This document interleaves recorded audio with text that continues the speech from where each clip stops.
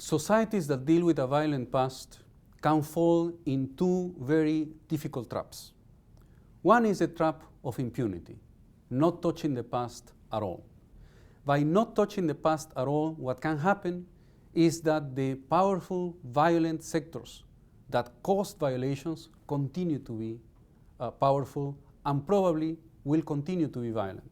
Another extreme and another danger is the possibility of pure revenge. You need to make sure that peace, however difficult to reach, needs to be stable and lasting, and this can only be achieved by addressing the demands of justice and the demands of reconciliation among members of societies that have been affected by war and by humanitarian disaster.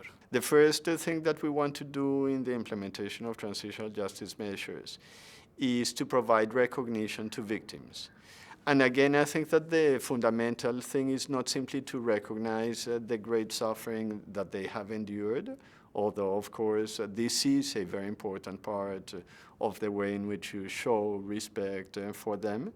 The fundamental type of recognition that, at least in my experience, victims are looking for is precisely the recognition as equal citizens, as people who bear rights and that can act on the rights that they have. It is trying to re-establish dignity for those community members and a sense of what is right and what is wrong in its most bare form, which by virtue of what has happened has been so turned on its head that the worst kind of behaviour has become normalised. I think it also can help to strengthen institutions, to help to begin to remake institutions, either through the exercise of the courts, which failed people for many years oftentimes, or through actually the reform of those institutions as well as part of transitional justice.